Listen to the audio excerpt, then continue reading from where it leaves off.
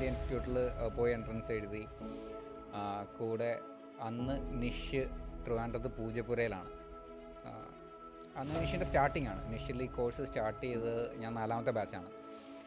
അങ്ങനെ നിഷിൽ ചെന്നപ്പോഴത്തേനും പൂജപ്പുരയിൽ ചെല്ലുമ്പം 2 വീടാണ് വാടകയ്ക്ക് എടുത്തേക്കുന്ന 2 വീടാണ്. ഒരു മതിലും ഉണ്ട് ഇടയ്ക്ക്. അപ്പോൾ ഒരെണ്ണം ഈ 2ഉം കൂടെയാണ് നിഷ് എന്നത്. അതിൻ്റെ ഫ്രണ്ടിൽ വലിയൊരു ഹൗസിംഗ് കോംപ്ലക്സ് ഉണ്ട്. അപ്പോൾ ഞാൻ വിചാരിച്ച് നടന്നു ചെല്ലുമ്പോഴത്തേനും ഈ ഹൗസിംഗ് കോംപ്ലക്സ് ഉണ്ട്, ഇത് വലിയ കോളേജാണല്ലോ, വൺ സെറ്റപ്പ് ആണല്ലോ എന്നൊക്കെ വിചാരിച്ചിട്ടാണ് മനസ്സിലായത് കേരള ഗവൺമെൻറ്റിൻ്റെ ഏതോ ഒരു ഇതിൻ്റെ സ്റ്റാഫിന് കൊടുത്തേക്കുന്ന ഇതാണ്, ഫ്ലാറ്റ്സ് ആണല്ലോ. അപ്പോഴാണ് ചോദിച്ചത് പറഞ്ഞത് അതല്ല, അതിൻ്റെ ഓപ്പോസിറ്റ് കാണുന്ന ഈ 2 വീടാണ് ബേസിക്കലി നിഷ് എന്നുള്ളത്. അപ്പം ഞാൻ അമ്മയെങ്കിലും നോക്കി, അപ്പനുകൊണ്ട് അമ്മയുണ്ട്.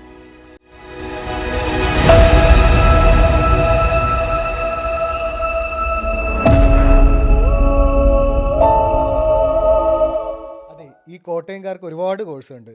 നമ്മുടെ MBBS ഉണ്ട്, നഴ്സിംഗ് ഉണ്ട്, ഒത്തിരി. പ്രത്യേകിച്ചും അമ്മ മെഡിക്കൽ കോളേജിലാണ് വർക്ക് ചെയ്യുന്നത്. പിന്നെ എങ്ങനെ ഈ ഓഡിയോളജിയിൽ എത്തിപ്പെട്ടത്? ഞാൻ ഓഡിയോളജിയിൽ വന്നതെന്ന് പറഞ്ഞു കഴിഞ്ഞാൽ കോയിൻസിഡൻസ് ഒന്നും ഞാൻ പറയുന്നില്ല. അമ്മ വഴി തന്നെയാണ് ബേസിക്കലി ഈ ഒരു കോഴ്സിനെ കുറിച്ച് അറിഞ്ഞത്. അമ്മ മെഡിക്കൽ കോളേജിലായിരുന്നു വർക്ക് ചെയ്തത്, കോട്ടയം മെഡിക്കൽ കോളേജിലായിരുന്നു. അപ്പോൾ അമ്മയുടെ ഒരു കൊളീഗിൻ്റെ സിസ്റ്റർ ഓൾ ഇന്ത്യ ഇൻസ്റ്റിറ്റ്യൂട്ടിലാണ് അന്ന് ഈ കോഴ്സ് പഠിച്ചത്. പുള്ളിക്കാരി ഇപ്പോൾ US സെറ്റിൽഡ് ആണ്. അപ്പം അന്ന് നോക്കുമ്പോൾ വളരെ റെയർ കോഴ്സാണ്. പ്രത്യേകിച്ച് ദിസ് വാസ് ബാക്ക് ഇൻ 2004-2005. ഞാൻ ബാച്ചിലേഴ്സ് തുടങ്ങുന്നത് 2005-ലാണ്. അന്ന് ഈ കോഴ്സിനെ കുറിച്ച് ആർക്കും അറിയത്തില്ല, ഈ ഒരു ഫീൽഡിനെ കുറിച്ച് ആർക്കും അറിയത്തില്ല. അങ്ങനെ അമ്മൂറിനോട് റെയർ കോഴ്സാണ്, നല്ല ജോബ് ഓപ്പർച്യൂണിറ്റീസ് ഉള്ളതാണ്. നാട്ടിലാണെങ്കിൽ നാട്ടിൽ, പുറത്താണെങ്കിൽ പുറത്ത്, എങ്ങനെ വേണമെങ്കിലും നമുക്ക് ഒരുപാട് ജോബ് ഓപ്പർച്യൂണിറ്റീസ് ഉള്ളതാണ് എന്ന് പറഞ്ഞിട്ടാണ് സ്റ്റാർട്ട് ചെയ്തത്. അങ്ങനെ പിന്നെ ഒരു കോണ്ടാക്റ്റ് ഉണ്ടായിരുന്നതുകൊണ്ട്, അല്ലെങ്കിൽ ഈ ഒരു ഫീൽഡുമായിട്ട് ഒരാളെ പരിചയം ഉണ്ടായിരുന്നതുകൊണ്ട് തന്നെ ഓൾ ഇന്ത്യ ഇൻസ്റ്റിറ്റ്യൂട്ടിൽ പോയി എൻട്രൻസ് എഴുതി. കൂടെ അന്ന് നിഷ് ട്രിവാൻഡ്രത്ത് പൂജപ്പുരയിലാണ്. അന്ന് നിഷിൻ്റെ സ്റ്റാർട്ടിംഗ് ആണ്. നിഷിൽ ഈ കോഴ്സ് സ്റ്റാർട്ട് ചെയ്ത് ഞാൻ 4ാമത്തെ ബാച്ചാണ്. അങ്ങനെ നിഷിൽ ചെന്നപ്പോഴത്തേനും പൂജപ്പുരയിൽ ചെല്ലുമ്പം 2 വീടാണെന്ന് വാടകയ്ക്ക് എടുത്തേക്കുന്ന 2 വീടാണ്. ഒരു മതിലും ഉണ്ട് ഇടയ്ക്ക്. അപ്പോൾ ഒരെണ്ണം ഈ 2ഉം കൂടെയാണ് നിഷ് എന്നത്. അതിൻ്റെ ഫ്രണ്ടിൽ വലിയൊരു ഹൗസിംഗ് കോംപ്ലക്സ് ഉണ്ട്. അപ്പോൾ ഞാൻ വിചാരിച്ച് നടന്നു ചെല്ലുമ്പോഴത്തേനും ഈ ഹൗസിംഗ് കോംപ്ലക്സ് ഉണ്ട്, ഇത് വലിയ കോളേജാണല്ലോ, വൺ സെറ്റപ്പ് ആണല്ലോ എന്നൊക്കെ വിചാരിച്ചപ്പോഴാണ് മനസ്സിലായത് കേരള ഗവൺമെൻറ്റിൻ്റെ ഏതോ ഒരു ഇതിൻ്റെ സ്റ്റാഫിന് കൊടുത്തേക്കുന്ന ഇതാണ്, ഫ്ലാറ്റ്സ് ആണെല്ലാം. അപ്പോഴാണ് ചോദിച്ചത് പറഞ്ഞത് അതല്ല, അതിൻ്റെ ഓപ്പോസിറ്റ് കാണുന്ന ഈ 2 വീടാണ് ബേസിക്കലി നിഷ് എന്നുള്ളത്. അപ്പം ഞാൻ അമ്മയെങ്കിലും നോക്കി, അപ്പനുകൊണ്ട് അമ്മയുണ്ട്. അന്ന് പക്ഷേ നിഷിൽ നമുക്ക് മെറിറ്റ് ബേസിസിലാണ് സീറ്റ് വരുന്നത്. +2ൻ്റെ മാർക്കായിരുന്നു അന്നത്തെ മാനദണ്ഡം. അങ്ങനെ മെറിറ്റിൽ കയറി. അന്ന് എനിക്ക് തോന്നുന്നു 20 പേരാണ് ഒരു ബാച്ചിൽ വരുന്നത്. അന്ന് മാസ്റ്റേഴ്സ് ഇല്ല നിഷിൽ. അന്ന് കേരളത്തിൽ എനിക്ക് തോന്നുന്നു 2-3 കോളേജസേ ഉള്ളൂ കംപ്ലീറ്റ്ലി. അതിൽ സൗത്ത് സൈഡ് അല്ലെങ്കിൽ ട്രിവാൻഡ്രം സൈഡിലോട്ട്, എനിക്കൊന്ന് കോട്ടയം കഴിഞ്ഞെങ്കിൽ ട്രിവാൻഡ്രം വരെ വേറെ കോളേജസ് ഒന്നുമില്ല. കൂടുതലും പിന്നെ ഉള്ളത് കോഴിക്കോട് അങ്ങോട്ടാണ്. അങ്ങനെ ട്രിവാൻഡ്രത്ത് നിഷിൽ പോയി ജോയിൻ ചെയ്തു. ഒരുപാട് നല്ല ഫ്രണ്ട്സും ഒരുപാട് നല്ല ടൈമുമായിരുന്നു, ഒരുപാട് കാര്യങ്ങൾ. അന്ന് എനിക്കൊന്ന് നിഷിൽ തന്നെയാണ് ഏറ്റവും കൂടുതൽ നമുക്കൊരു എന്താ പറയുക എക്സ്പോഷറും ഒരു ഇതുണ്ടായിരുന്നത്. നല്ല സ്റ്റാഫുകളുണ്ടായിരുന്നു, വെൽ ട്രെയിൻഡ് ആയിരുന്നു, വെൽ നോളജബിൾ ആയിരുന്നു. അപ്പം അതെല്ലാം നല്ലൊരു അഡ്വാൻറ്റേജ് ആയിരുന്നു. അതുപോലെ തന്നെ നമുക്ക് പേഷ്യൻസും നമുക്ക് ആ ഒരു എക്സ്പോഷർ കിട്ടുമായിരുന്നു. അപ്പോഴും നമ്മൾ ആ ഒരു +2 കഴിഞ്ഞ് വരുന്നതിൻ്റെ ആ ഒരു എന്താ പറയുക ഒരു നമ്മളെല്ലാത്തിനും ഒരു ഓപ്പോസിറ്റ് ചിന്തിക്കുന്ന ഒരു ടൈമും കൂടെയാണ്. അങ്ങനെ എനിക്ക് കോഴ്സ് വലിയ ഇഷ്ടമൊന്നുമല്ലായിരുന്നു. ഓക്കെ, ക്ലാസ്സിൽ കയറില്ല, പക്ഷേ ക്ലിനിക്കൽ ഇതിന് കയറും, പ്രാക്ടിക്കൽ എപ്പോഴും കയറും. അങ്ങനെ 3rd ഇയർ കഴിഞ്ഞു. എങ്ങനെയൊക്കെയോ ദൈവം സഹായിച്ചു. അന്ന് കേരള യൂണിവേഴ്സിറ്റിയുടെ അണ്ടറിലാണ് ഈ കോഴ്സ് വരുന്നത്. അങ്ങനെ 3rd ഇയർ കംപ്ലീറ്റ് ആയി. 4th year ഇൻറ്റേൺഷിപ്പാണ്. 4 കൊല്ലമാണ് കോഴ്സ്, 3+1, 3 വർഷം theory plus practicum. 4th year complete ഇൻറ്റേൺഷിപ്പാണ്. അപ്പോൾ ഇൻറ്റേൺഷിപ്പ് നോർമലി 10 months ആണ് വരുന്നത്. അപ്പം അതിൽ കുറച്ച് നമ്മൾ നമ്മുടെ കോളേജസിൽ തന്നെ ചെയ്യണം. പിന്നെ ബാക്കി വരുന്ന എക്സ്റ്റേണൽ ഇൻസ്റ്റിറ്റ്യൂട്ട്സ് ആയിരിക്കും, നിംഹാൻസ്, ഓൾ ഇന്ത്യ ഇൻസ്റ്റിറ്റ്യൂട്ട്, എങ്ങനെ വേണമെങ്കിലും അത് വരാം, ഹോസ്പിറ്റൽസ് വരാം. അങ്ങനെ ഇൻറ്റേൺഷിപ്പ് ആയപ്പോഴാണ് ബേസിക്കലി എനിക്ക് ഈ ഒരു ഫീൽഡിനോട് ആക്ച്വലി ഒരു താല്പര്യം വന്നു തുടങ്ങിയത്. അങ്ങനെ അതിൽ ഞാൻ നോക്കിയപ്പോൾ എനിക്ക് ഏറ്റവും കൂടുതൽ മനസ്സിലാക്കാൻ ഈസിയും എനിക്കേറ്റവും ഇഷ്ടപ്പെട്ട് തുടങ്ങിയത് ബേസിക്കലി ഹിയറിംഗ് എയ്ഡ്സ് അല്ലെങ്കിൽ ഈ പറഞ്ഞ ആംപ്ലിഫിക്കേഷൻ ഡിവൈസസ് ആയിരുന്നു. അതിൻ്റെ പുറകിൽ ഇന്നിപ്പോൾ ഞാനിരിക്കുമ്പോൾ ചിന്തിക്കുന്ന പോലെ ഒരു ക്ലിനിക്ക് നടത്തണം അങ്ങനെയൊന്നുമില്ല. ഒരു ഹിയറിംഗ് എയ്ഡ്സ് എനിക്ക് എപ്പോഴും ഹാൻഡിൽ ചെയ്യാൻ എനിക്ക് ഈസിയാണ്. ഞാൻ ഹാൻഡിൽ ചെയ്യുമ്പോഴും എനിക്കും പേഴ്സണലി ഒരു നല്ലൊരു ഹാപ്പിനെസ് ഫീൽ ചെയ്യുന്നതാണ് ആയിരുന്നു ആംപ്ലിഫിക്കേഷൻ ഡിവൈസസ്. ആംപ്ലിഫിക്കേഷൻ ഡിവൈസസ് എന്ന് പറഞ്ഞു കഴിഞ്ഞാൽ ഹിയറിംഗ് എയ്ഡ്സ് വരാം, ഇംപ്ലാൻറ്റ്സ് വരാം, അങ്ങനെ ഇതെല്ലാം വരാം. അന്ന് ഈ പറഞ്ഞ പോലെ ബോഡി ലെവൽ ഹിയറിംഗ് എയ്ഡ്സ് ഒക്കെ ഉള്ള ടൈമാണ്. ബോഡി ലെവൽ എന്ന് പറഞ്ഞാൽ നമുക്ക് എല്ലാവർക്കും പരിചയം ഉണ്ടാവും. ഈ പോക്കറ്റ് മോഡൽ എന്നാണ് നമ്മൾ ജനറലി അതിന് പറയാറ്. നമ്മൾ പോക്കറ്റിൽ വലിയൊരു ബോക്സ് പോലത്തെ ഒരു ഹിയറിംഗ് എയ്ഡ് വെക്കും, ഒരു വയർ വന്ന് നമ്മൾ ചെവിയിൽ വെക്കും. ഇന്ന് പോലും സിനിമയിൽ ഹിയറിംഗ് എയ്ഡായിട്ട് കാണിക്കുന്നത് ഈ പറയുന്ന പോക്കറ്റ് മോഡൽ ഹിയറിംഗ് എയ്ഡ്സ് തന്നെയാണ്. കാരണം ഇന്നിപ്പം ആ ഹിയറിംഗ് എയ്ഡ്സ് അങ്ങനെ അവൈലബിൾ അല്ല എങ്കിൽ കൂടി. അപ്പം അന്ന് ആ ഒരു മോഡൽ ഉണ്ടായിരുന്നതാണ്. അങ്ങനെയാണ് ഈ ഒരു ഫീൽഡിലോട്ട് വന്നത്. പിന്നെ ഇപ്പം അതിൽ വെൽ സെറ്റിൽഡായി. ഇപ്പോൾ കേരളത്തിൽ തന്നെ ഉണ്ട്, നാട്ടിൽ തന്നെ ഉണ്ട്. വീട്ടിലാണെങ്കിലും എനിക്ക് പോയി വരാമെന്ന് പറഞ്ഞു കഴിഞ്ഞാൽ അങ്ങനെയല്ല, വീട്ടിൽ എൻ്റെ ഒരു ആവശ്യമുണ്ട്, ഞാൻ ചെല്ലണം എപ്പോഴും. അപ്പോൾ അതുകൊണ്ട് നാട്ടിൽ തന്നെ സെറ്റിലായി. അങ്ങനെ. പോസ്റ്റ് ഗ്രാജുവേഷൻ എങ്ങനെയായിരുന്നു? പോസ്റ്റ് ഗ്രാജുവേഷൻ ഞാൻ ചെയ്തത് all India institute of speech and hearing മൈസൂറാണ്. അതാണ് നമ്മുടെ ഈ ഓഡിയോളജി, സ്പീച്ച് ലാംഗ്വേജ് പത്തോളജിയുടെ തലസ്ഥാനം ഇന്ത്യയുടെ. അവിടെ ഓൾ ഇന്ത്യ എൻട്രൻസ് ആണ് വരുന്നത്. അവിടെ പോയി മാസ്റ്റേഴ്സ് എൻട്രൻസ് എഴുതി. ദൈവം സഹായിച്ചത് കിട്ടി, ക്ലിയറായി. എന്നെ പഠിപ്പിച്ചത് മുഴുവൻ എൻ്റെ ക്ലാസ്മേറ്റ്സ് തന്നെയാണ്. ഈ ബാച്ചിലേഴ്സ് കഴിഞ്ഞ എനിക്ക് തോന്നുന്നു കുറച്ചൊരു ഗ്യാപ്പ് ഉണ്ടാവും എപ്പോഴും. എനിക്ക് തോന്നുന്നു ഒരു 3 to 4 months ഗ്യാപ്പ് എന്തായാലും ഉണ്ടാവും. ആ ടൈമിൽ ക്ലാസ്മേറ്റ്സ് തന്നെയാണ് എന്നെ ഇരുന്ന് പഠിപ്പിച്ചത്. പഠിപ്പിച്ച കുറേ പേർക്ക് എൻ്റെ കൂടെ തന്നെ ക്ലാസ്മേറ്റ്സ് ആയിട്ട് കയറി എൻട്രൻസിന് പ്രിപ്പയർ ചെയ്ത്. അപ്പം ഞങ്ങളെല്ലാവരും അവിടെയും ക്ലാസ്മേറ്റ്സ് തന്നെയായിരുന്നു. കുറച്ച് പേരുണ്ടായിരുന്നു. പിന്നെ കുറച്ച് പേര് എൻ്റെ ജൂനിയേഴ്സായിട്ട് നെക്സ്റ്റ് ഇയർ എഴുതി വന്നവരുണ്ട്. അത് മൈസൂറാണ്. അപ്പം അവിടെയും എനിക്ക് ഏകദേശം ഇതുപോലെയൊക്കെ തന്നെയായിരുന്നു. പിന്നെ അവിടെ കുറേ കൂടെ സ്ട്രിക്റ്റ് ആണ് കോളേജ്. വെൽ എസ്റ്റാബ്ലിഷ് കോളേജാണ്, സെൻട്രൽ ഗവൺമെൻറ് കോളേജാണ്. അപ്പം ഇപ്പോൾ പറയുന്ന ഏറ്റവും ലേറ്റസ്റ്റ് എക്യുപ്മെൻറ്റ്സ് നമ്മൾ ഈ ഫീൽഡിൽ നമ്മൾ പറയുന്ന എല്ലാ എക്യുപ്മെൻറ്റ്സും അതുപോലെ ക്വാളിഫൈഡും എക്സ്പീരിയൻസ്ഡും ആയിട്ടുള്ള സ്റ്റാഫാണ് അവിടെ ഉണ്ടായിരുന്നത്. അപ്പം അവരെയൊക്കെ ഫേസ് ചെയ്യുന്നത് അല്ലെങ്കിൽ അവരെയൊക്കെ മാനേജ് ചെയ്യുന്നതെന്ന് പറഞ്ഞു കഴിഞ്ഞാൽ നിഷി എന്ന് പറഞ്ഞാൽ എനിക്ക് ഭയങ്കര ബുദ്ധിമുട്ടായിരുന്നു ആദ്യം. പിന്നെ in time you will get use to it. അവിടുത്തെ ഏറ്റവും വലിയ എനിക്ക് എന്നും ഓർക്കാൻ പറ്റുന്നതെന്ന് പറഞ്ഞു കഴിഞ്ഞാൽ എനിക്കുള്ളൊരു ഫ്രണ്ട്സ് സർക്കിളാണ്. എനിക്ക് അവിടെ ലോക്കൽ ഫ്രണ്ട്സ്, അതായത് മൈസൂർ തന്നെയുള്ള ആൾക്കാർ ഒരുപാട് ഫ്രണ്ട്സ് ഉണ്ട്. അവരിന്നും കുറച്ച് പേര് മൈസൂറുണ്ട്, കുറച്ച് പേര് പുറത്തുള്ളവരുണ്ട്, ഇന്ത്യക്ക് പുറത്തുള്ളവരുണ്ട്, കുറച്ച് പേര് ഇതുപോലെ ക്ലിനിക്ക് റൺ ചെയ്യുന്നവരുണ്ട്.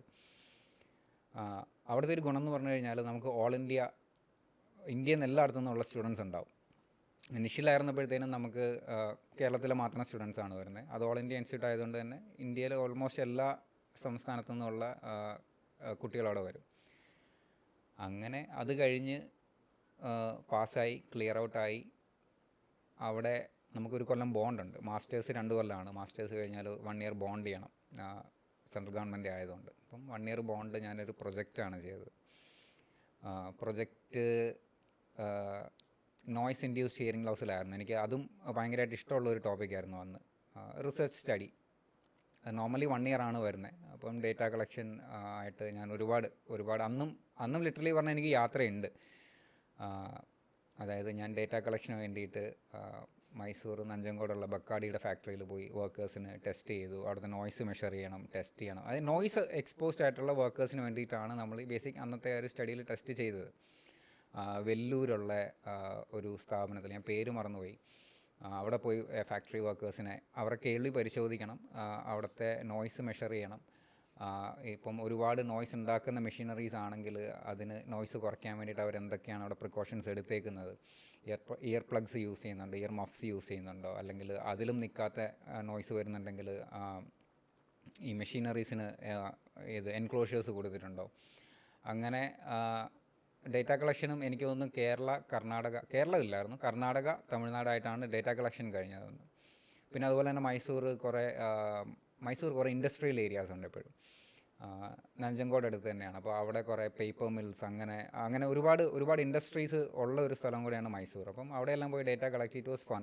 പക്ഷേ ഇത് പോകുന്ന വഴിക്ക് ഞാൻ ഈ പറയുന്ന എക്യുപ്മെൻറ്റ്സ് എല്ലാം കൂടെ ചുമന്നുകൊണ്ട് പോകണം. അത് ഏറ്റവും വലിയ ട്രോളിയുണ്ട്. ഈ ട്രോളിക്കകത്ത് എൻ്റെ കോളേജിൽ നിന്ന് ഡയറക്ടറുടെ പെർമിഷൻ റിട്ടേൺ വാങ്ങിയിട്ട് ഈ എക്യുപ്മെൻറ്റ്സ് എല്ലാം ഞാൻ എടുക്കുന്നു എന്ന് പറഞ്ഞിട്ട് ഇത്ര ദിവസത്തേക്ക് ഇന്ന ഡേറ്റിൽ അത് തിരിച്ച് കേടാക്കാതെ റിട്ടേൺ ചെയ്യണം. ഓരോ എക്യുപ്മെൻറ്റ്സിനും നല്ല കോസ്റ്റ്ലിയാണ്. എല്ലാം ഇമ്പോർട്ടഡ് മെഷീൻസാണ്, ഒന്നുമല്ല. അങ്ങനെ ഞാൻ വലിയൊരു ട്രോളിയിൽ ഓരോ മെഷീൻസ്, അത് പ്യോട്ടോൺ ഓഡിയോമീറ്റർ ആയിരിക്കാം, ടിമ്പാനോമീറ്റർ ആയിരിക്കാം, OAEs ഉണ്ട്, SLM എന്ന് പറയും, സൗണ്ട് ലെവൽ മീറ്റേഴ്സ് ഉണ്ട്. നോയ്സ് മെഷർ ചെയ്യണമെങ്കിൽ സൗണ്ട് ലെവൽ മീറ്റേഴ്സാണ് നോർമലി നമ്മൾ യൂസ് ചെയ്യുന്നത്. ഇതെല്ലാം ചുമന്നുകൊണ്ട് പോകും. എല്ലായിടത്തൂടെയും കൊണ്ടുപോയിട്ടുണ്ട് ഓൾമോസ്റ്റ്. ഇതെല്ലാം കൊണ്ടുപോയി അങ്ങനെ ഡേറ്റ കളക്ട് ചെയ്ത് കൊടുത്തു. പിന്നെ അന്നേരത്തേനും ബോണ്ട് തീരുന്ന ടൈമായപ്പോഴത്തേനും എനിക്ക് മൈസൂർ വിടണ്ട. എനിക്ക് Mysore is A beautiful place. പിന്നെ ഒരുപാട് ഫ്രണ്ട്സ് ഉള്ളതുകൊണ്ട് എനിക്ക് മൈസൂർ വിടാൻ ഒരു താല്പര്യമില്ല. അങ്ങനെയാണെങ്കിൽ പോലും മൈസൂറാണെങ്കിൽ വേക്കൻസീസ് ഒന്നും ഇല്ലതാണ്. അങ്ങനെ ഇരുന്ന് എനിക്ക് കോയമ്പത്തൂർ ജോലി കിട്ടി. കോയമ്പത്തൂർ ഞാനൊരു ക്ലിനിക്കിൽ ആദ്യമായിട്ട് വർക്ക് ചെയ്യാൻ കയറി. എൻ്റെ ഫസ്റ്റ് ക്ലിനിക്കൽ എക്സ്പീരിയൻസ് അല്ലെങ്കിൽ എൻ്റെ പ്രൊഫഷണൽ ലൈഫിൻ്റെ സ്റ്റാർട്ടിങ് ബേസിക്കലി അവിടെയാണെന്ന് പറയാം. അപ്പോൾ അവിടെ പോകുമ്പോൾ പോലും കോയമ്പത്തൂരിൽ നിന്ന് നമുക്ക് മൈസൂർ പോകുന്നത് എപ്പോഴും കർണാടക RTCയുടെ ഒരു വോൾവോ ബസ് ഉണ്ട്. എനിക്കൊന്ന് രാത്രി ഒരു 10-11 മണിക്ക് എങ്ങാണ്ട് കോയമ്പത്തൂരിൽ നിന്ന് സ്റ്റാർട്ട് ചെയ്യും, മൈസൂർ വെളുപ്പിനെ എത്തും. നമുക്കിപ്പോൾ കേരളത്തിൽ നിന്ന് കർണാടക പോകുന്ന പോലെ അങ്ങനെ ഒരു ഈ കാർഡ് അടക്കി അങ്ങനത്തെ ഇതൊന്നുമില്ല. അത് സത്യമംഗലം കാർഡ് വഴിയാണ് പോകുന്നത്. അപ്പം അവിടെ ഈ പറഞ്ഞ ബ്ലോക്സ് ഒന്നുമില്ല, നമുക്ക് എപ്പോൾ വേണമെങ്കിലും പോകാൻ വരികയൊക്കെ ചെയ്യാം. അങ്ങനെ എല്ലാ ആഴ്ചയും ശനിയാഴ്ച രാത്രി എനിക്കൊന്ന് 8 മണി വരെ ഞാൻ ക്ലിനിക്കിലുണ്ടാവും.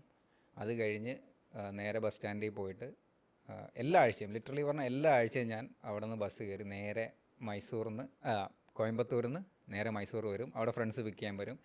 ഒരു ദിവസം അവിടെ നിൽക്കും. ഞായറാഴ്ച വൈകുന്നേരം ആകുമ്പോൾ തിരിച്ച് കയറണം. ഒരു പകലത്തേക്കാണ് പോകുന്നത്. അതിന് തിരിച്ച് പോകാൻ താല്പര്യമില്ല. പിന്നെ ഇൻ ടൈം അതെല്ലാം ചേഞ്ചായി. അന്നും ഈ പറഞ്ഞ പോലെ ട്രാവൽ എന്തോ ഇന്നുമുണ്ട് അന്നുമുണ്ട്. അങ്ങനെയാണ് ആദ്യമായിട്ട് ഞാനൊരു ക്ലിനിക്കിൽ വർക്ക് ചെയ്യുന്നത്.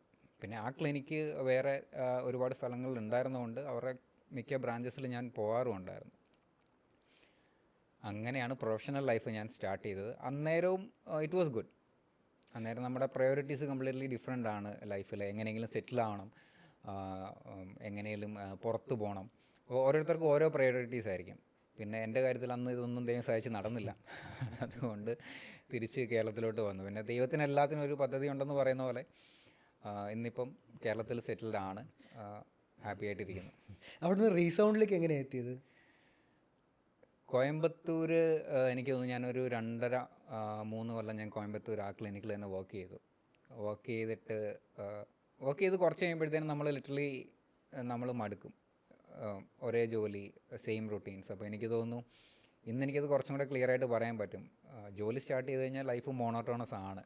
നമുക്ക് ഡെയിലി റൊട്ടീൻസ് തന്നെയാണ്. അതിപ്പം നമ്മൾ ഗവൺമെൻറ് ജോലിയാണെങ്കിലും പ്രൈവറ്റ് ജോബ്സ് ആണെങ്കിലും even if you are running A business, എന്താണെങ്കിലും ഒരു റൊട്ടീൻ തന്നെയാണ്. അപ്പം അങ്ങനെ വന്ന് ഞാനൊരു ബ്രേക്ക് എടുത്ത് നാട്ടിൽ പോയി ഒരു അറ്റ്ലീസ്റ്റ് ഒരു 2 months വെറുതെ ഇരിക്കാമെന്ന് വിചാരിച്ചാണ് പോയത്. പക്ഷേ ആ ബ്രേക്ക് അങ്ങനെ പോയി എനിക്ക് തോന്നുന്നു ഏകദേശം ഒരു കൊല്ലത്തോളം അത് പോയി. അപ്പം വീട്ടിൽ കുറേ ഫങ്ഷൻസും അങ്ങനത്തെ കാര്യങ്ങളെല്ലാം വന്നു. അങ്ങനെ വന്നപ്പോഴത്തേനും അങ്ങനെയാണ് നീണ്ടുപോയത് ബേസിക്കലി. അത് കഴിഞ്ഞ് എനിക്ക് തിരിച്ച് എന്നുവെച്ചാൽ ഈ ഒരു കൊല്ലം എനിക്ക് ഫീൽഡുമായിട്ട് ഒരു ബന്ധവുമില്ല. ഫ്രണ്ട്സുമായിട്ടുള്ള ഒരു കോൺടാക്റ്റ് ഉണ്ട്. പക്ഷേ ഞാൻ ഓഡിയോളജിസ്റ്റ് ആണെന്നുള്ളൊരു തോന്നൽ പോലും ആക്ച്വലി ഒരു കൊല്ലമൊക്കെ ആയപ്പോഴത്തേനും എനിക്ക് അങ്ങനെ അങ്ങ് ആ ഒരു ഇതില്ലായിരുന്നു. അത് കഴിഞ്ഞ് പിന്നെ എന്തായാലും ഇങ്ങനെ പോയാൽ ശരിയാവില്ല, തിരിച്ച് കയറണം എന്ന് വിചാരിച്ച് ഞാൻ കുറേ ജോബ്സിന് അപ്ലൈ ചെയ്തു. പിന്നെ അങ്ങനെയാണ് ഞാൻ GN റീസൗണ്ട് എന്ന് പറയുന്ന കമ്പനി, GN എന്നാണ് കമ്പനിയുടെ പേര്, ഡെൻമാർക്ക് ബേസ് ചെയ്തിട്ടുള്ളൊരു കമ്പനിയാണ്. ഹിയറിംഗ് എയ്ഡ് മാനുഫാക്ചറാണ്. അവരുടെ റീസൗണ്ട് എന്നാണ് അവരുടെ ഹിയറിംഗ് എയ്ഡ്സിൻ്റെ പേര്. അങ്ങനെ ഞാൻ റീസൗണ്ടിൽ എനിക്ക് കിട്ടിയത് റീജിയണൽ ഓഡിയോളജി മാനേജറായിട്ടാണ്, ബേസ്ഡ് ഇൻ ബാംഗ്ലൂർ. അങ്ങനെ നേരെ വണ്ടി വെച്ച് പിടിച്ച് നേരെ കോട്ടയത്തു നിന്ന് നേരെ ബാംഗ്ലൂർ. അപ്പോൾ എവ്രി വൺ ഈസ് ഹാപ്പി. അപ്പം എൻ്റെ പ്രൊഫൈൽ എന്ന് പറഞ്ഞു കഴിഞ്ഞാൽ ഈ പറഞ്ഞ പ്രൊഡക്ട്സ് എല്ലാവരെയും ഓഡിയോളജിസ്റ്റിനെ ട്രെയിൻ ചെയ്യിപ്പിക്കുക എന്നുള്ളതാണ് എൻ്റെ പ്രൊഫൈൽ ബേസിക്കലി. അത് ഈ കമ്പനിയുടെ പ്രൊഡക്റ്റ് അവരെ ട്രെയിൻ ചെയ്യിപ്പിക്കുക. പിന്നെ അവർക്ക് ഹാൻഡിൽ ചെയ്യാൻ ബുദ്ധിമുട്ടുള്ള പേഷ്യൻസ് ഉണ്ടെങ്കിൽ ഞാൻ പോയി അറ്റൻഡ് ചെയ്യുക. അപ്പം അന്നേരവും ട്രാവലിംഗ് ഉണ്ട്. അന്നേരത്തെ ട്രാവൽ എന്ന് പറഞ്ഞു കഴിഞ്ഞാൽ ഞാൻ ബേസ്ഡ് ഇൻ ബാംഗ്ലൂരാണ്, പക്ഷേ എനിക്ക് സൗത്തിൻ്റെ ഫുള്ള് ചാർജ് വരും. എന്നാലും ഞാൻ കൂടുതൽ ഫോക്കസ് ചെയ്യേണ്ടത് കർണാടക, ആന്ധ്ര, തെലങ്കാന. അങ്ങനെയായിരുന്നു ആദ്യം. അപ്പം ഫ്രീക്വൻറ്റ് ട്രാവലാണ്. ബാംഗ്ലൂർ അന്ന് സ്കൂട്ടറാണ് എനിക്കുള്ളത്, ബാംഗ്ലൂർ ലോക്കൽ ഓടാൻ വേണ്ടിയിട്ട്. അന്നത്തെ ബ്ലോക്സും കാര്യങ്ങളും ഐ കാണ്ട് ഇവൻ ഇമാജിൻ. നമ്മൾ ഒരുപാട് ഹെൽത്ത് ഇഷ്യൂസ് വരും നമുക്ക് ഇതുപോലെ സ്കൂട്ടർ വഴി ട്രാവൽ ചെയ്ത് കഴിഞ്ഞാൽ. അങ്ങനെ അവിടെ ലൈഫ് ഭയങ്കര ഫാസ്റ്റ് മൂവിങ് ആണ്. നമുക്ക് തന്നെ പേഴ്സണലി ഒന്നിനും ടൈമില്ലാതെ ഒരു അവസ്ഥയിലോട്ട് വന്നു. അതായത് എനിക്കൊരു സൺഡേ പോലും ലിറ്ററലി എനിക്ക് വേണ്ടിയിട്ട് മാറ്റി വെക്കാൻ പറ്റാത്ത അതുപോലെ ബിസി ആയിരുന്നു. It was fun. അവിടെയും ഒരുപാട് ഫ്രണ്ട്സ് ഉണ്ടായിരുന്നു. അന്നേരവും ഈ പറഞ്ഞ മൈസൂർ പോകാൻ കുറച്ചും കൂടി ഈസിയാണ്. എന്നാലും കുറഞ്ഞു, ആ ഫ്രീക്വൻസി എൻ്റെ കുറഞ്ഞു പോയി വരുന്നത്. എല്ലാവരും പിന്നെ അവരവരുടെ ലൈഫിൽ സെറ്റിലായി. അങ്ങനെ വരുമ്പോഴത്തേനും ആ വിസിറ്റ്സ് കുറഞ്ഞു. എന്നാലും കുറേയൊക്കെ ഞാൻ പോകുമായിരുന്നു പിന്നെ. ആ ഫ്രണ്ട്ഷിപ്പൊക്കെ ഇപ്പോഴും ഉണ്ട് കേട്ടോ. അതുപോലെ തന്നെയുണ്ട്. അവരെപ്പോഴും വിളിക്കും ഇങ്ങോട്ട്, ഞാൻ അവരെ ഇങ്ങോട്ടും വിളിക്കും, അവരെന്നെ അങ്ങോട്ടും വിളിക്കും. രണ്ടുപേരും അങ്ങോട്ടും ഇങ്ങോട്ടും പോകാറില്ല. ഓവർ ദ ഫോൺ തന്നെയാണ് ഇപ്പോഴും റെഗുലർ കോൺടാക്റ്റ് ഉള്ളത്. അങ്ങനെയാണ് റീസൗണ്ടിൽ ആദ്യം കയറുന്നത്. അത് ആക്ച്വലി ഒരു ടേണിംഗ് പോയിൻ്റ് ആയിരുന്നു. എൻ്റെ ലൈഫിലെ ഫസ്റ്റ് MNC ഞാൻ വർക്ക് ചെയ്യുന്നത് ആണ് റീസൗണ്ട് എന്ന് പറയുന്ന കമ്പനി. അങ്ങനെ ഞാൻ ഒരു ദിവസം ഇരിക്കുമ്പോഴാണ് എൻ്റെ ഒരു ജൂനിയർ ആയിട്ടുള്ള ഒരു പയ്യനെ കണ്ടു. അത് ഞാൻ ഒരു സൺഡേ ഒരു ക്യാമ്പിലിരിക്കുക. അപ്പോൾ ഞാൻ ഈ പറഞ്ഞ പോലെ നമുക്ക് സൺഡേസ് എന്നില്ല, സാറ്റർഡേയ്സ് എന്നില്ല, എല്ലാ ദിവസവും ലിറ്ററലി വർക്കിംഗ് ആണ്. അങ്ങനെ ഒരു ദിവസം ഇത് ഹൈദരാബാദാണ്. ഒരു ക്ലിനിക്കിൽ ഞാൻ അവിടെ ഇരിക്കുമ്പോഴത്തേനും സൺഡേ ഇവനെ കണ്ടു. അപ്പം നീ എന്താ എവിടെയെന്ന് ചോദിച്ചപ്പോഴത്തേനും അവൻ പറഞ്ഞു അവനൊരു ഇയർ മോൾഡ് കൊണ്ട് കൊടുക്കാൻ വന്ന. പറഞ്ഞു നിനക്ക് എവിടെയാണ്? അപ്പോൾ അവൻ അന്ന് സീമെൻസിലാണ് വർക്ക് ചെയ്യുന്നത്. അപ്പോൾ ഞാൻ പറഞ്ഞു ഓക്കെ കൊള്ളാം, അവർക്കപ്പോൾ ശനി ഞായർ അവധിയാണെന്ന് പറഞ്ഞു. അതാണ് എനിക്ക് ആക്ച്വലി ക്ലിക്കായൊരു പോയിൻ്റ്. ഇവിടെ ഞാനാണെങ്കിൽ ശനിയെന്നില്ല ഞായറെന്നില്ല, എല്ലാ ദിവസവും വർക്കിംഗ് ആണ്. സീമെൻസ് എന്ന് പറയുന്ന കമ്പനിയിലാണെങ്കിൽ കംപ്ലീറ്റ് ഓഫ്, കുറേയും കൂടെ life easy, they are happy, അത്രയ്ക്കൊരു ബിസി ഇല്ല, they have their own time. അങ്ങനെ ചോദിച്ചു അവിടെ വേക്കൻസി ഉണ്ടോയെന്ന് ചോദിച്ചു കാഷ്വലായിട്ട്. അപ്പം പുള്ളി പറഞ്ഞു അവിടെ വേക്കൻസി ഇല്ല, കേരളത്തിലോട്ടൊരു വേക്കൻസി ഇല്ല. ഞാൻ കേരളമാണ് ചോദിച്ചത്. ഇല്ല, പക്ഷേ അവനൊരു ഹെൽപ്പ് ചെയ്യുന്നതെന്ന് പറഞ്ഞു കഴിഞ്ഞാൽ അവൻ അന്നത്തെ സീമെൻസിൻ്റെ ഓഡിയോളജിയുടെ HODയുടെ നമ്പർ എനിക്ക് തന്നു. എന്നിട്ട് പറഞ്ഞു ഒന്ന് വിളിച്ച് സംസാരിക്കാൻ പറഞ്ഞു. അങ്ങനെ തിരിച്ച് അപ്പോൾ ഞാനത് ഹൈദരാബാദാണ്. അപ്പം അത് കഴിഞ്ഞ് തിരിച്ച് ബാംഗ്ലൂർ വന്നു. എനിക്കൊന്ന് ഒരാഴ്ച എടുത്തു. ബാംഗ്ലൂർ വന്നപ്പോഴത്തേനും എനിക്കൊരു കിഡ്നി സ്റ്റോൺ സ്റ്റാർട്ട് ആദ്യമായിട്ട് വരുവാണ്. അതിൻ്റെ ഒരു പെയിൻ, ഇത് എന്താണെന്ന് അറിയാതെ ഒരു ദിവസം രാവിലെ ഇതുപോലെ ജോലിക്ക് ഇറങ്ങി ഭയങ്കരമായിട്ട് പെയിൻ സ്റ്റാർട്ട് ചെയ്തു. എന്താണെന്ന് അറിയത്തുമില്ല. അങ്ങനെ പിന്നെ അന്ന് തന്നെ ഡയഗ്നോസ് ചെയ്തു, അവർ അൾട്രാസൗണ്ടൊക്കെ ചെയ്ത് ഇതിൻ്റെ ആണെന്ന് പറഞ്ഞു. അത് കഴിഞ്ഞ് പിന്നെ അങ്ങ് പോയി. അപ്പോഴത്തേനും ബാംഗ്ലൂർ ഞാൻ തിരിച്ച് ചെല്ലുമ്പം ഈ സീമെൻസിൻ്റെ HOD എന്നോട് പറഞ്ഞിട്ടുണ്ടായിരുന്നു തിരിച്ച് ബാംഗ്ലൂർ വരുമ്പം പുള്ളി അവിടെ ഓഫീസിൽ വന്ന് കാണാൻ. അന്ന് സീമെൻസിൻ്റെ ഓഫീസ് വൈറ്റ് ഫീൽഡുള്ള ITPL എന്ന് പറഞ്ഞൊരു ക്യാമ്പസിലാണ്. അതിൻ്റെ ഒരു ഇന്നോവേറ്റർ എന്ന് പറഞ്ഞൊരു ബിൽഡിങ്ങിൻ്റെ ഏതോ 7th ഫ്ലോറോ 11th ഫ്ലോറോ അങ്ങനെ എങ്ങാണ്ടാണ്. അങ്ങനെ ഞാൻ ബാംഗ്ലൂർ ചെന്ന് ഈ HODയെ പോയി കണ്ടു. പുള്ളി ഇൻ്റർവ്യൂ എന്ന് എനിക്ക് തോന്നിയില്ല, പക്ഷേ V spoke for more than ഒരു 2 hours. ഞങ്ങൾ രണ്ടുപേരും സംസാരിച്ചു.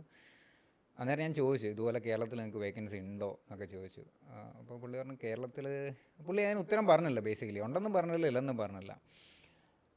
ആ ഒരു 2 മണിക്കൂർ കഴിഞ്ഞപ്പോഴത്തേനും പുള്ളി ചോദിച്ചു എൻ്റെ പ്രൊഫൈൽ, ഇപ്പം ഞാനിപ്പോൾ വർക്ക് ചെയ്യുന്ന കമ്പനി എങ്ങനെയാണ്, ഞാൻ ചെയ്യുന്ന ജോബ്സ്, എൻ്റെ പ്രൊഫൈൽ എന്താണ്, അതെല്ലാം ഈ ഒരു 2 മണിക്കൂർ കൊണ്ട് പുള്ളി ഇങ്ങനെ ചോദിച്ചു. ഒരു ഫോർമൽ കൈൻഡ് ഓഫ് ഇൻ്റർവ്യൂ ഒന്നും അല്ലായിരുന്നു. അങ്ങനെ ഇൻ്റർവ്യൂ കഴിഞ്ഞപ്പോഴത്തേനും പുള്ളി ചോദിച്ചു വെൻ ക്യാൻ യു ജോയിൻ എന്ന് ചോദിച്ചു. ഇത്ര പുള്ളി ചോദിച്ചല്ലോ. അപ്പോൾ ഞാൻ പറഞ്ഞു സാർ ഇപ്പോൾ ഇവിടെയാണ് വർക്ക് ചെയ്യുന്നത്, സാറിന് അറിയാം ഓൾറെഡി, എനിക്ക് പെട്ടെന്ന് വരാൻ പറ്റില്ല, അവിടെ ഫോർമലി നോട്ടീസ് പീരീഡ് കൊടുക്കണം, നോട്ടീസ് പീരീഡിൻ്റെ എൻഡിൽ എനിക്ക് ഞാൻ വന്ന് ജോയിൻ ചെയ്യാമെന്ന് പറഞ്ഞു. അപ്പം ഐ വാസ് എക്സൈറ്റഡ് ആക്ച്വലി. അത് കഴിഞ്ഞ് പുള്ളി പറഞ്ഞു കേരളത്തിൽ ആക്ച്വലി നമുക്കൊരു പോസ്റ്റ് ഇല്ല, കേരളം ബേസ് ചെയ്തിട്ട്, പക്ഷേ അവർക്കൊരു പ്ലാൻ ഉണ്ടായിരുന്നു 6 മാസം മുന്നേ എങ്ങാണ്ട്. പിന്നെ സംഭവം ദേ ഡ്രോപ്ഡ് ഇറ്റ്. അതിനെക്കുറിച്ച് ഇപ്പോൾ ആരും ഒന്നും പിന്നെ ഫോളോ അപ്സ് ഒന്നും ഉണ്ടായിട്ടില്ല. അപ്പം പുള്ളി അതിന് വേണ്ടിയിട്ട് ആ പോസ്റ്റ് എനിക്കവിടെ ക്രിയേറ്റ് ചെയ്ത് തന്നു. അങ്ങനെ ഞാൻ നേരെ ബാംഗ്ലൂർ ടു കൊച്ചി. അപ്പോഴും എൻ്റെ സ്കൂട്ടർ ബാംഗ്ലൂർ ഇരിക്കുക. ആ സ്കൂട്ടർ ഞാൻ എടുക്കാൻ പിന്നെ 1 കൊല്ലം എടുത്തു. ബാംഗ്ലൂർ കൂട്ടുകാരൻ്റെ വീട്ടിൽ വെച്ചേക്കുക. അത് കഴിഞ്ഞ് സീമെൻസിൽ സിഗ്നി, അന്ന് സിഗ്നി ആയിരുന്നു, സിഗ്നിയിൽ കയറിയിട്ട് എനിക്കൊന്ന് 1 കൊല്ലം, എനിക്ക് ഡൈനോനെ അറിയാം. നമ്മളൊരു മീറ്റിങ്ങിന് അവിടെ പോയപ്പോഴത്തേനും മീറ്റിംഗ് കഴിഞ്ഞ് ഞാൻ ഓടി വന്ന് സ്കൂട്ടർ പാക്ക് ചെയ്ത് കോട്ടയത്തിന് വിടുകയാണ് ചെയ്തത്. 1 കൊല്ലം സ്കൂട്ടർ അവിടെ പൊടിയും പിടിച്ച് അവിടെ ഇരുന്നു ഫ്രണ്ടിൻ്റെ വീട്ടിൽ.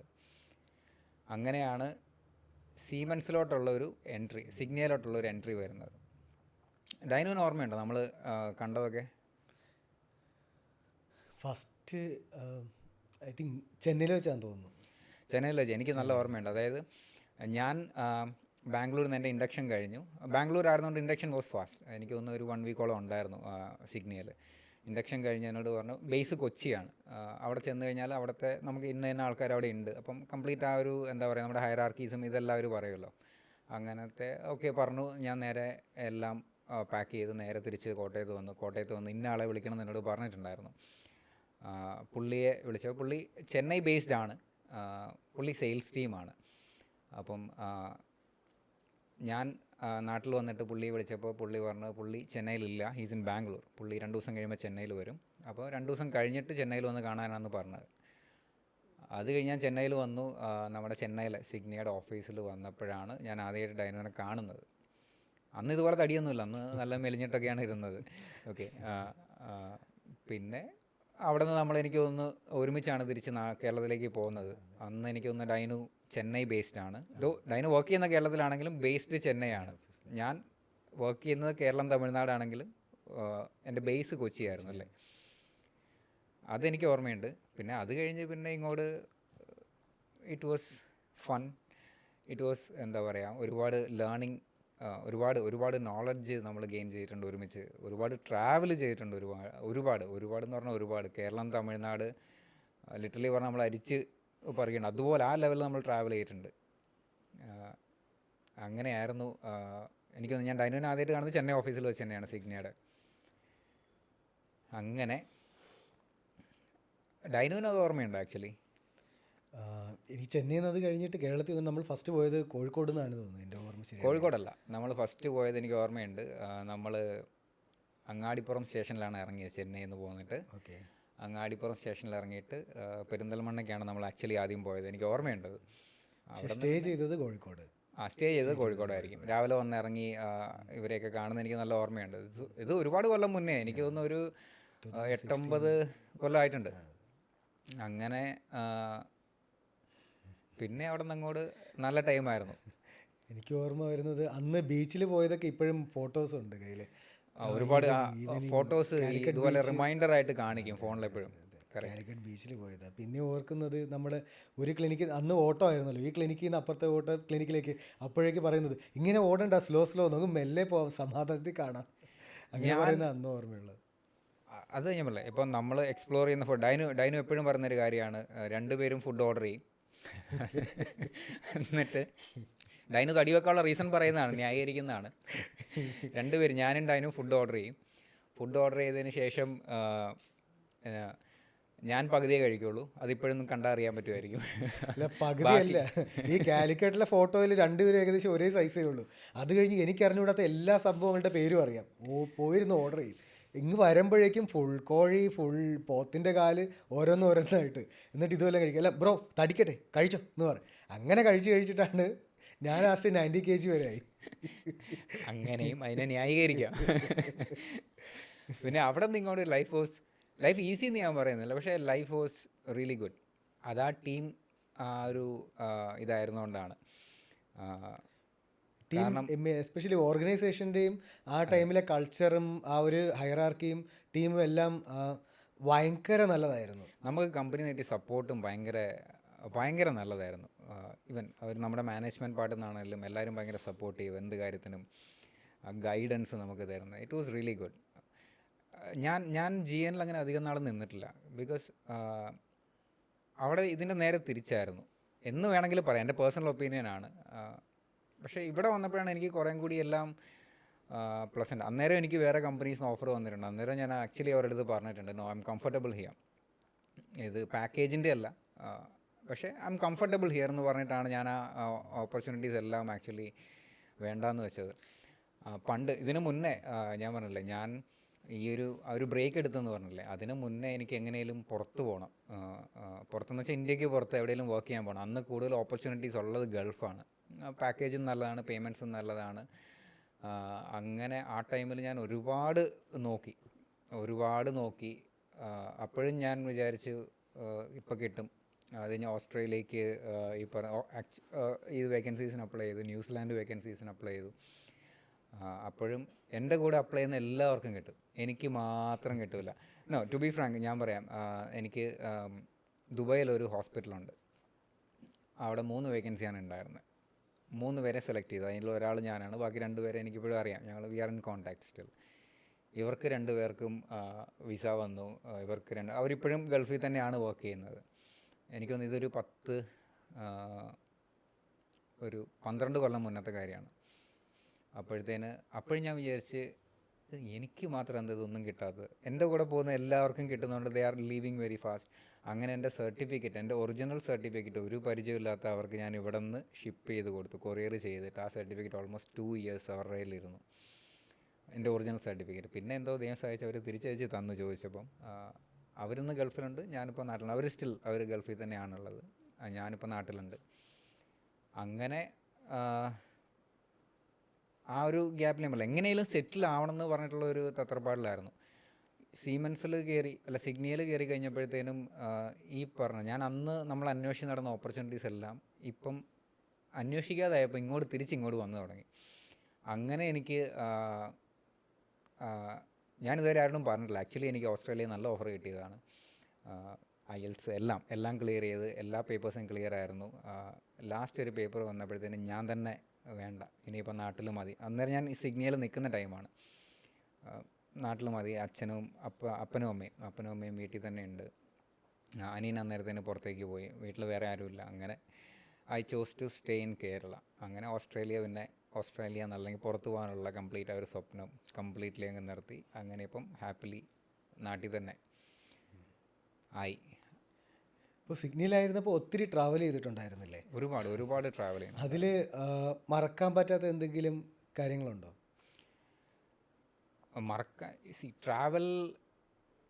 ട്രാവലിംഗ് എനിക്ക് എപ്പോഴും ഇഷ്ടമാണ്, ഡ്രൈവിങ്ങും എനിക്കിഷ്ടമാണ്. ഇപ്പം നിങ്ങൾക്കറിയാം ഞാൻ അങ്ങനെ വലിയൊരു ഡ്രൈവ് ചെയ്യാറില്ല, മടിയാണ്, വേറൊന്നും കൊണ്ടല്ല.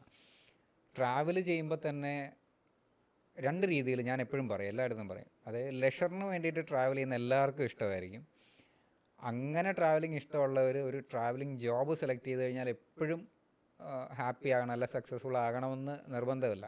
പിന്നെ ഇറ്റ് ഓൾ ഡിപ്പെൻസ്, ഒരുപാട് ഫാക്ടേഴ്സ് ഉണ്ട് അതിൻ്റെ അകത്ത്. അങ്ങനെ കേരളം നമ്മൾ ഒരുമിച്ച് ട്രാവൽ ചെയ്തിട്ടുണ്ട്. കേരളം അങ്ങിങ്ങ്, തമിഴ്നാട് അങ്ങിങ്ങ്, സ്വന്തം ബൈ റോഡ് നമ്മൾ ഓൺ വെഹിക്കിൾസിന് നമ്മൾ ട്രാവൽ ചെയ്തിട്ടുണ്ട്. അതിലൊരുപാട് ആൾക്കാരെ പരിചയപ്പെട്ടിട്ടുണ്ട്. ഞാനിതുപോലെ ഒരുപാട് ഇപ്പം ഞാൻ എക്സ്ട്രോവേർട്ട് എന്നൊന്നും പറയുന്നില്ല, but I talk to people. എനിക്ക് അങ്ങനെ ഒരു ഷൈനസ് ഒന്നുമില്ല. പണ്ട് ഞാൻ ലിറ്ററലി ഒരു ഇൻട്രോവേർട്ടായിരുന്നു. എനിക്കങ്ങനെ ആരെങ്കിലും കാണുമ്പോൾ എനിക്കങ്ങനെ സംസാരിക്കണമെന്നോ അങ്ങനെയൊന്നുമില്ല, അല്ലെങ്കിൽ എന്ത് സംസാരിക്കും, നമ്മളെപ്പോഴും അവോയ്ഡ് ചെയ്യും, ഒരു പബ്ലിക് അങ്ങനത്തെ ടൈപ്പായിരുന്നു. പിന്നെ ജോബിന് ഒരു ഡിമാൻഡ് ഉണ്ടായിരുന്നു, that we had to go and meet people. പോയി കാണുമ്പോഴത്തേനും എന്തായാലും സംസാരിക്കാതിരിക്കാൻ പറ്റില്ല. സോ ആ ഒരു എന്താ പറയുക, ആ ഒരു ഇൻഹിബിഷൻ സംസാരിക്കാനുള്ള ഒരു ബുദ്ധിമുട്ടുകളൊക്കെ അങ്ങ് മാറി. ഇപ്പം എല്ലാവരെയും കാണുമ്പോൾ സംസാരിക്കുക, അല്ലെങ്കിൽ എനിക്കത് അവോയ്ഡ് ചെയ്യണം എന്നുള്ളൊരു തോന്നൽ വരാറില്ല, ഒരു പബ്ലിക്കിനെ ഫേസ് ചെയ്യുകയാണെങ്കിലും പുതിയതായിട്ട് ആരെങ്കിലും കാണുവാണെങ്കിലും. അപ്പം ഇതൊക്കെ സിഗ്നിയിൽ നിന്ന് പഠിച്ചാണ്. ഇനി ഡൈനു ചോദിച്ചെന്ന് പറഞ്ഞു കഴിഞ്ഞാൽ ഒരുപാട് മറക്കാൻ പറ്റാത്ത സിറ്റുവേഷൻസ് ഉണ്ടായിട്ടുണ്ട്. അത് കൊളീഗ്സിൻ്റെ സൈഡിൽ നിന്ന്, അല്ല ഓഫീസിൻ്റെ സൈഡിൽ നിന്ന് ഉണ്ടായിട്ടുണ്ട്, നല്ലതായിട്ടുള്ള എക്സ്പീരിയൻസസ്.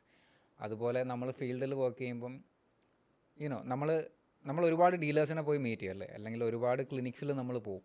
അപ്പം ഓരോ ക്ലിനിക്കിലും നമുക്ക് ഫസ്റ്റ് ഉണ്ടാകുന്ന എക്സ്പീരിയൻസ് ഡിഫറെൻ്റ് ആയിരിക്കും. ചില ക്ലിനിക്കിൽ നമുക്ക് ലിറ്ററലി മറക്കാൻ പറ്റത്തില്ല, ചില ക്ലിനിക്കിൽ ഭയങ്കര സർപ്രൈസിങ് ആയിരിക്കും.